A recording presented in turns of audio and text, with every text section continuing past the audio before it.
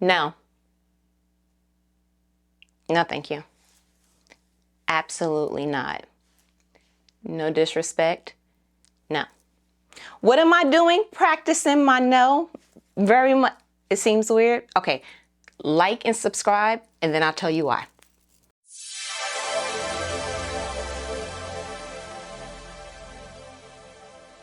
I am practicing my no because let me tell you the gems that I've been receiving from like the oddest of places. Chick-fil-A. Think about the inception of what that meeting could have looked like. Like, hey, we're all gathered around because we want to start a restaurant that will eventually become a fast food chain. Like, okay, awesome. What are we selling? Chicken. Chicken.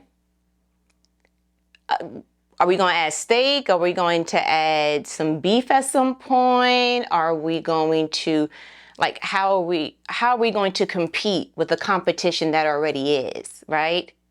Oh no, we're just doing chicken, and we're going to hone in. As a matter of fact, we're going to make a kind of like a joke about the fact that we only serve chicken. So we'll have cows, okay, be the poster child and the almost like mascot of the business. Oh, also, we're not going to be open real late like how the other fast food chains are going. We're not doing that. Also, we're not going to open on Sunday. Okay, sir, you had me a little concerned in the beginning, but now I'm definitely concerned. Okay, so are you going to eventually, like as you open up franchises and get a little bit more momentum, will you eventually open up on Sundays? No.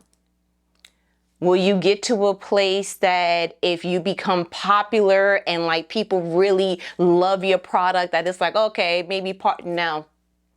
What if Kanye West was to make a song about it, close on Sundays? Like, will you go ahead and open up the, no. And there was a report that I came across that if Chick-fil-A opened up just one Sunday a month, the influx of resources they would have would be so worth it. And buddy, still, whoever the decision maker is, understood that their no was from inception until Jesus comes again. And that absolutely got my attention. Then, oh, you thought that was something? Then there's a restaurant nearby called Little Tokyo. And I called myself, planning ahead because that's the kind of grandbaby that I am. And I called and I was like, hey, it's 2:20-ish. Can I go ahead and place a to-go order? She said, no, ma'am. I was waiting for her to tell me why, because my cash is good, ma'am. And she was like, oh, we close at 2:30, but we open back up at 5. And that absolutely positively had me in the vein of like, seriously? It is 2:20 something. How come you can't just whip up real quick? It's like, no, we close at 2:30 and then we open back up at 5. And so I was like, okay. So the next day I did what any good grandbaby would do. I went ahead and asked the person that was taking my order, which happened to be the owner at that time. I was like, hey, quick question. You guys close at 2:30 and you open back up at 5. Why? Now pause. I had went to like this getaway disconnect kind of, it's called Getaway. Like if you look it up, it's like a cabin that you get go in the woods, you disconnect. It is amazing. Like if you're ever really looking to like disconnect from all things busy, that's the place. And they bring you back into what really matters. They have like games and books and like old school radio. And one of the books there was showing how different countries actually relax. Like they take lunch break very seriously. Like you're supposed to go home. And so I thought, speaking to her, that's what she was going to say. And I was like, so you close at 2:30 and you open back up at 5. Can you kind of give me like, why do you do that? And she was like, oh, I want to be home with my kids. I was like, okay.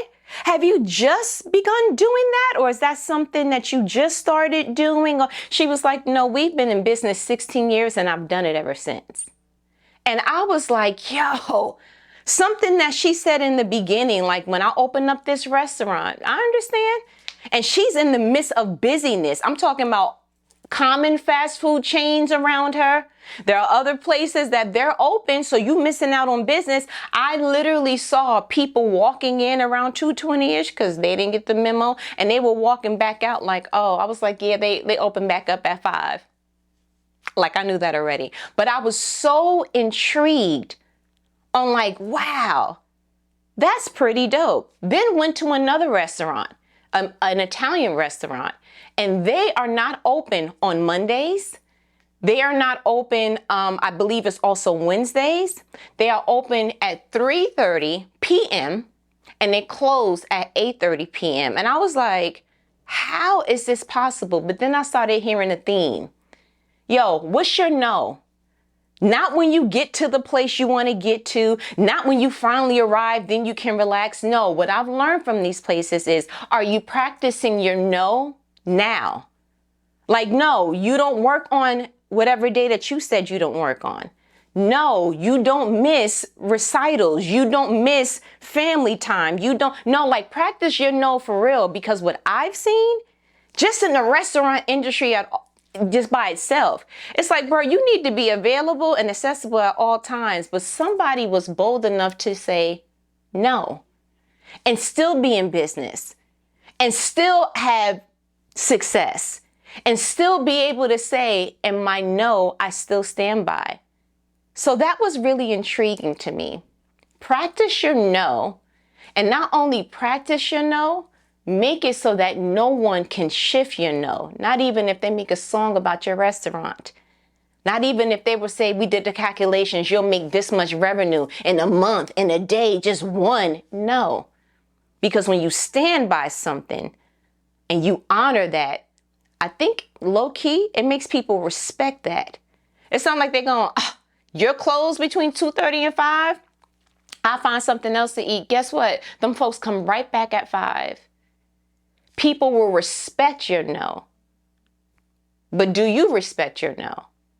So like, real talk, I want to, as we are navigating the path to abundance, one of the things that was tugging at my heart, seeing all these examples, was, what is your no? What are you unwilling to shift from because of morals, because of your own personal desires, because of your own commitments, like whatever it is? I don't know why Buddy did. Chick-fil-A said no for Sunday because he looks at it like the Sabbath. He worships on that day. The woman closed between 2:30 and 5 because she's like, I need to spend time with my kids. But you figure 16 years, they not all still in elementary, right? But she already put a practice in place. Maybe it's just not, maybe some of her kids may be high school age or whatever. Maybe that's just her time to go back to family time until she goes back into the workplace. Who knows? But like, a couple of things from that. Identify your no.